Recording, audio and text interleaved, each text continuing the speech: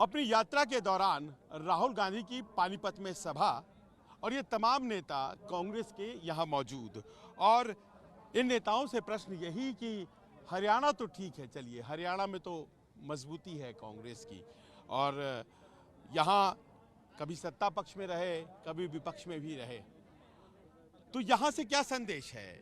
जब राहुल गांधी भाषण यहाँ दे रहे हैं, भीड़ इतनी है, तो हरियाणा से संदेश क्या है?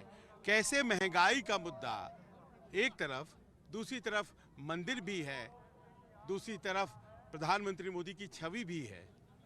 देखिए, राहुल गांधी जी की जो यात्रा है, ऐतिहासिक यात्रा है। 3500 किलोमीटर चलना, पैदल चलना अपने आप में एक वर्ल्ड रिकॉर्ड है किसी भी नेता द्वारा।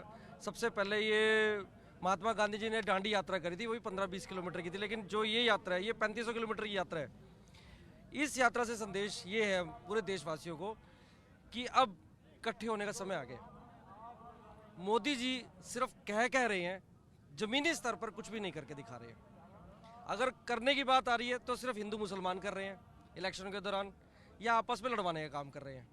हमारे राहुल गांधी जी ये संदेश देना चाह रहे हैं कि अब अपनी जातिवाद को छोड़ के, आपसी मनमुटाव को छोड़ के, एक जगह एक धरे पे इकट्ठे होके उसको पार्टी को आगे बढ़ाने का काम कर रहे हैं। आप ये बताइए कि ये जो सवाल है कि अब अमित शाह जी ने ये ऐलान कर दिया है कि 1 जनवरी 2024 को राम जन्मभूमि मंदिर भव्य बनकर तैयार हो जाएगा। एक बात बताइए सर। अरे मेरा सवाल तो सुन लीजिए, मुझसे ही आप पूछ रहे हैं, मैं भी तो पूछूं। हाँ, बोलिए। पूछना काम मेरा है। बोलिए। तो ये बताइए कि ये जो मंदिर अभियान है, ये तो पहले भी मददगार साबित हुआ है, अभी तो काशी और मथुरा भी आ गया है, तो ये लोगों के दिमाग में, देखिए ईमानदारी से बताइए, मुद्दा रहेगा नहीं रहेगा?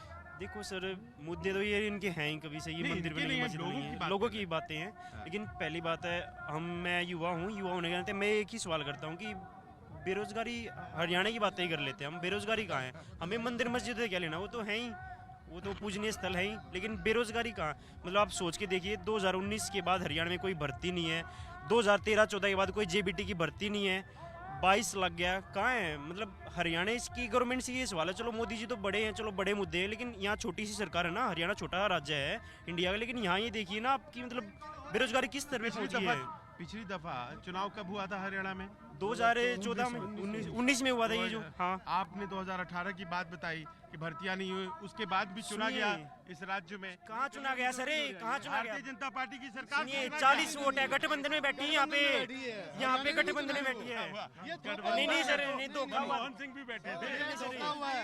हमारे को धोखे में ले लिया। हम नौकरी देंगे, सिलेंडर का रेट डाउन करेंगे, पेट्रोल का डाउन करेंगे, ये धोखा किया। ब्लोखा दे लिया, ब्लोखा देगा, हमको रगड़ दिया।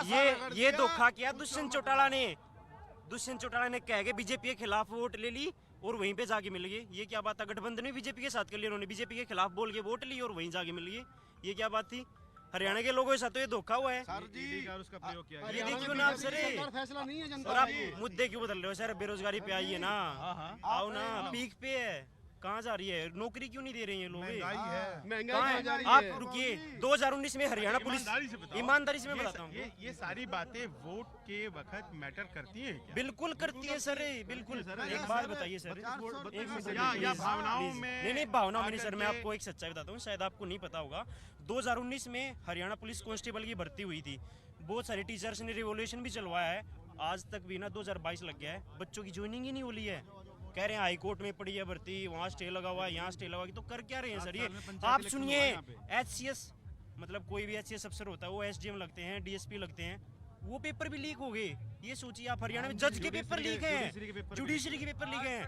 मतलब रोजगार देना नहीं आप ना कहते हैं 70-75 साल हो गए इंडिया आजाद, हरियाणा में ना मतलब 66 में बन गया था, लेकिन आज तक तो यहाँ जुडिशरी का पेपर लीक नहीं होता। हम देखिए, मैं भी एक लास्ट स्टूडेंट हूँ सर, जुडिशरी के पेपर लीक हो रहे हैं यहाँ पे। ये सोच के देखिए आप, जुडिशरी हमारी संस्था, एक स्तंभ है हमारा लोकतंत्र का, उसके पेपर लीक हो रहे हैं, क्या कर रहे हैं? पर दो बार राज्य में, दो बार कहाँ हुई है सर? ये तमाम मुद्दे बोलते हैं, लेकिन देश की जनता जो है वो भी तो आखिर चुनती अगर है। देखिए, इसमें किसी की गलती नहीं है, सब जनता ही गलती है, सच कह रहा हूँ मैं।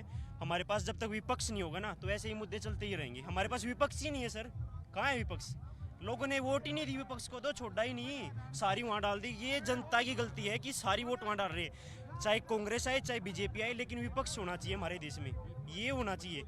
विपक्ष मजबूत होगा तभी तो मुद्दों को उठाया जाएगा। सर सोच के देखिए, एनडीए सरकार को 303 सीट मिल गई है बीजेपी को, वो एनडीए मिला के 350 सीटें मिल गई, तो कांग्रेस बेचारी क्या करेगी? लोगों ने वोट ही नहीं दी, विपक्ष ही नहीं होगा तो लोग क्यों कोस रहे हैं मोदी जी को? समझा ही नहीं, वोट देने लायक समझा ही नहीं। तो ये सुनिए, चलो मान लेते हैं, जनता को 15 लाख का सपना दिखाया गया, सपना दिखाया, अच्छे दिन दिखाए गए हैं, भ्रष्टाचार मुक्त दिखाया गया है, पेट्रोल सस्ता होगा, सिलेंडर सस्ता होगा, आपके खाते में पैसे आएंगे, आपका खाता खुलेगा, पेंशन का, बताइए कितने सपने दिखाए, जनता क्यों नहीं वोट देगी उनको? लेकिन जनता को तो पता लग रहा है हमारे राशन कार्ड, हरियाणा में बीपीएल कार्ड 9.5 लाख कार्ड काट दिए गए हैं। वो जो काटे हैं जिनके कार्ड, वो परिवार उनका क्या जाके सर्वे करवाया सरकार ने?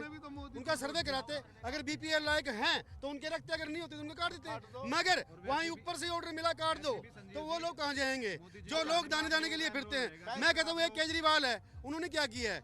ये दोनों उसकी भी टीम है, जहां अगर इन्होंने चुनाव जीतना होता केजरीवाल को घुसा देते हैं बीच में। वो एक फ्री की राजनीति करते हैं। हमारे देश में एक फ्री का चलन चल गया है, जो कि बहुत ही हमारे देश के लिए घातक है। फ्री की बिजली, फ्री का आटा, फ्री का ये हमें नहीं चाहिए। हम चाहते हैं हमारे बच्चों को रोजगार मिले, हमें फ्री की चीज नहीं चाहिए। अगर हमारा बच्चा बोलना चाह रहे हैं, आखिर में आपकी बात सुन लेते हैं। जब तक आप लोग नहीं चाहोगे ना, जो हमारी मीडिया है ना, जब तक वो मोदी जी को मतलब अपोज करना नहीं शुरू करेगी, हमारे जो 17 न्यूज चैनल भाई है, तो हमारा थोड़ी काम है अपोज और सपोर्ट करना। हमें तो हमेशा मीडिया हमेशा तो जैसे आपकी आवाज को पहुंचाना। नहीं हम मीडिया हमेशा से आजादी से अब तक हमेशा सत्ता पक्ष को कोसती थी, लेकिन अब क्या हो रही है, वो विपक्ष को कोसती है। कांग्रेस ने ये नहीं किया, कांग्रेस तो विपक्ष में है, तो मीडिया का काम है कि सत्ता पक्ष को कोसो आप। ये जो सारी समस्याएं हैं, ये क्या अभी हुई हैं या पहले से थी? क्या पहले भी थी कि नहीं थी? कम थी पहले, अब बढ़ी है। मीडिया को कह रहे हैं, मीडिया बिक गई। एनडीटीवी का इंडिया क्यों कह रहे हैं मीडिया मीडिया अगर स्वतंत्र पत्रकारिता का सबूत पैदा करे ना, तो ऐसी बात नहीं कि मोदी जी को या बेदे दुर्ग हैं, हिटलर, मुसोलिनी, बहुत सारे तानाशाही हैं इस दुनिया के अंदर, सब आ रहे हैं, सबका बुरा हाल हुआ है, इसका भी हो जाएगा। ऐसी बात नहीं कि इसका अब नहीं होगा। देखिए, एनडीटीवी इंडिया क्यों? अब देखिए, ये जो यहाँ पर एकत्रित लोग हैं पानीपत में, जमीन की बातें हैं, ये तमाम ऐसे लोगों की बातें हैं जो यहाँ पर एक सभा में तो आए हैं, लेकिन अपनी राजनीतिक सोच रखते हैं।